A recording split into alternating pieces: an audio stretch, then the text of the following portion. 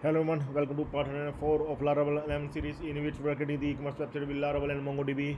So we will continue working on the checkout process and we are working on the multiple delivery addresses, and in this part we are going to show the delivery addresses that we have inserted in the last part. You can see that we able to insert the two of the delivery addresses, and that delivery addresses we are going to show in the checkout page.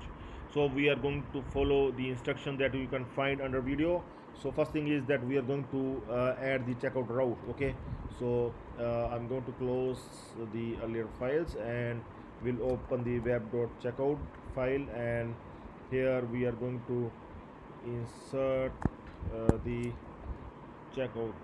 Okay, inside the auth group. Okay, here in auth we are going to add the checkout route, and this is the function, checkout function we are going to add under product controller located at the front, and we are going to add this checkout function. Okay, so here and after this we are going to create the checkout.blade.php file that we are going to create under sources, views, under products. Okay, here we are going to create the new file, and the file name is the checkout.blade.php file. Checkout.blade.php. Okay, so we can add its layout. I'm going to copy this cardboard file and we'll copy this one, and this app content we are going to copy from the checkout.html, the template that I have provided you in the beginning of this series, checkout.html. Okay, I'm going to bring it here, and this app content I'm going to copy from here. Okay, so this is the app content I'm going to copy from here and will paste here. Okay, and just I'm required to align this. Okay, so now our checkout page is ready. So we are going to create another function, delivery addresses function, under delivery address model, where we are going to fetch all the delivery addresses of the user who is logged in. Okay, so I'm going to open the delivery address model that we have created in the last part.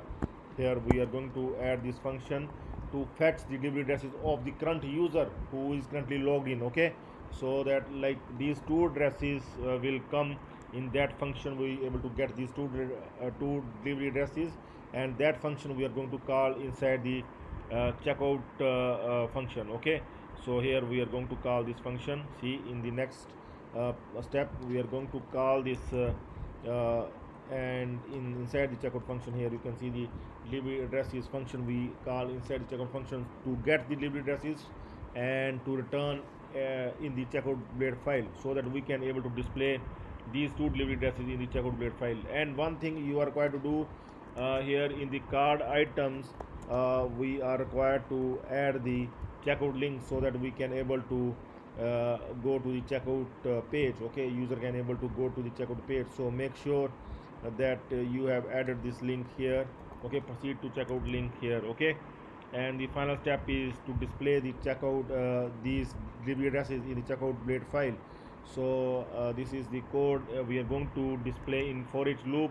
Like we are getting the delivery addresses here, we have returned to the checkout blade file. Now we are going to update the checkout blade file and will show the delivery addresses there. Okay, I'm going to show these delivery addresses. Here we are going to scroll down, and here you can see the delivery addresses are coming here.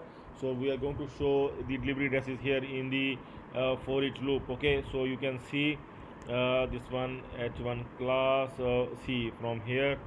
So we are going to replace this one these up till here, and so that we can able to get the delivery addresses, we can able to show the delivery addresses here. Okay, so now we are going to check here that the addresses are coming here. So I am going to now click on proceed to checkout, and let's see.